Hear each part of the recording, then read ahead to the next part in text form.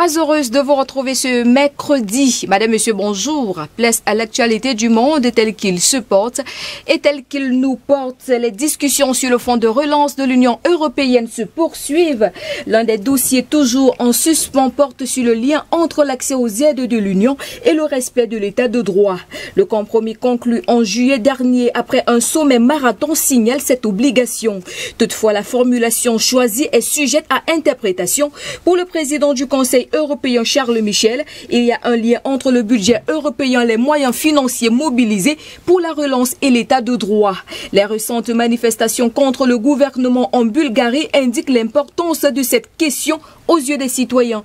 Au Parlement européen, les sociaux-démocrates estiment que la lutte contre la corruption est un test décisif pour l'Union. Le temps est un paramètre à prendre en compte dans ce débat. Les États membres les plus touchés par le coronavirus, comme l'Italie ou l'Espagne, ont besoin de cette enveloppe très rapidement.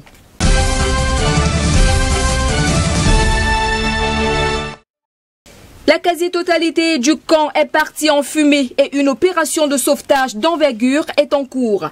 De l'emblématique OSU peuplé camp de migrants de Moria sur l'île grecque de Lesbos, il ne reste plus grande chose. Les 12 700 demandeurs d'asile ont dû évacuer.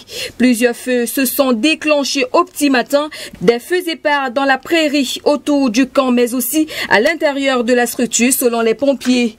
Ils ont également précisé que pour l'instant, ils n'avaient pas de victimes, mais quelques blessés légers avec des problèmes respiratoires dus à la fumée. Ils ont aussi rapporté avoir été empêchés d'entrer dans le camp pour intervenir par certains groupes de réfugiés à leur arrivée et avoir dû faire appel aux forces de l'ordre pour pouvoir poursuivre l'opération de sauvetage. La plupart des migrants ont fui à pied. Près de 500 se trouvaient en début de matinée sur la route vers le port du Mytilène, bloqués par les forces de l'ordre, et d'autres s'étaient abrités dans les collines autour du camp. L'île de Lesbos est déclarée en état d'urgence par le gouvernement qui doit se réunir ce jour. D'après l'agence de presse grecque ANA, les feux auraient été déclenchés à la suite de la révolte de certains demandeurs d'asile qui devaient être placés en isolement après avoir été déclarés positifs au Covid-19.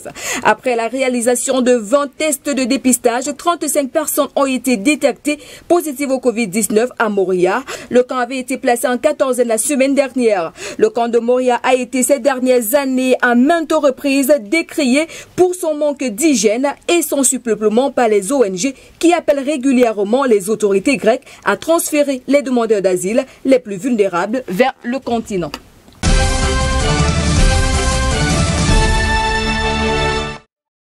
Et puis l'Allemagne exige de savoir où se trouve l'opposante bélarusse Maria Kolesnikova après l'appui de l'Union européenne et la Grande-Bretagne. Il y a encore un an, elle travaillait comme flûtiste professionnelle à Düsseldorf. Elle vivait depuis 12 ans en Allemagne, ce qui explique en partie la mobilisation du gouvernement allemand. Mais pas seulement, comme l'Union européenne, elle demande la libération de tous les prisonniers politiques. 633 personnes ont encore été arrêtées. 363 seraient toujours en détention provisoire. Cette manifestation à laquelle Maria Kolesnikova a participé a violemment été reprimée en fin de journée. C'est lundi matin que l'opposante aurait été arrêtée alors qu'elle marchait dans la rue près du musée national d'art. Un témoin affirme qu'elle a été embarquée dans un minibus par des hommes en noir masqués. Depuis, Maria n'est pas joignable. Le ministre allemand des Affaires étrangères Heiko Maas a tweeté: nous sommes inquiets pour Madame Kolesnikova. Nous exigeons des éclaircissements sur le lieu de la détention et de la libération de tous les prisonniers politiques bélarusses. Le chef de la diplomatie, Joseph Borrell, a aussi déclaré, je cite, les arrestations et enlèvements arbitraires pour des motifs politiques au Bélarus, y compris des actions brutales, sont inacceptables. Les autorités de l'État doivent cesser d'intimider les citoyens et de violer leurs propres lois et obligations. Maria Kolesnikova aurait été arrêtée à Minsk et amenée ensuite en Ukraine pour participer à une mise en scène des services spéciaux bélarusses. Aurait-elle essayé de s'enfuir avec 2 autres membres du conseil de coordination de l'opposition en forçant un poste aux frontières avec l'Ukraine, et aurait-elle alors alors été arrêté alors que ses deux compagnons de voyage réussissaient à rejoindre le terrorisme ukrainien.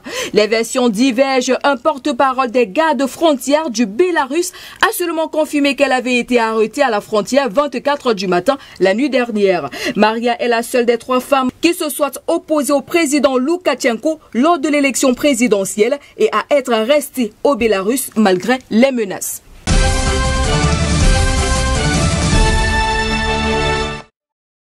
L'Espagne est le premier pays d'Europe à passer la barre des 500 000 infections coronavirus après une deuxième vague qui coïncide avec la réouverture des écoles.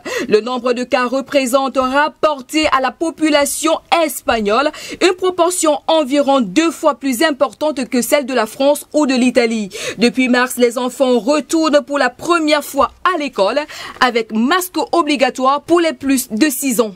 La mortalité reste inférieure à celle observée en mars-avril avec des malades plus jeunes. Le pays pourrait disposer de quelques 3 millions de doses de vaccins d'ici décembre. Le gouvernement réserve la vis pour limiter la contamination. Les réunions familiales et les rassemblements sont restreints. Le nombre de personnes assistant à des cérémonies religieuses ainsi que des visites touristiques guidées sont limitées.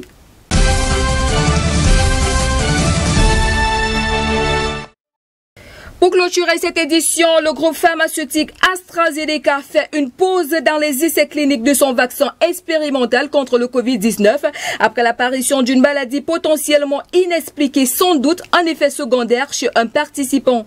On ignore encore la nature et la gravité de l'événement, mais selon le site StatNews, la personne concernée devrait se rétablir.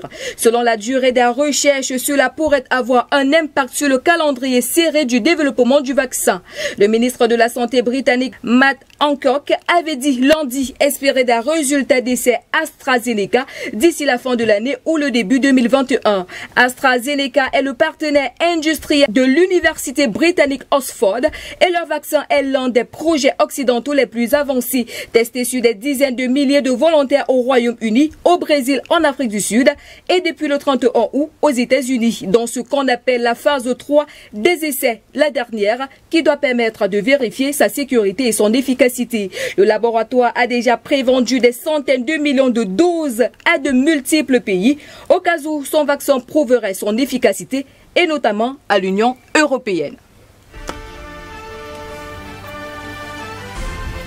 Ainsi va la vie, ainsi va le monde de ce jour. Madame, Monsieur, merci de votre aimable attention sur les antennes de DBS Télévision. Nos programmes se poursuivent. On se retrouve demain lorsqu'il sera 15h. Au revoir.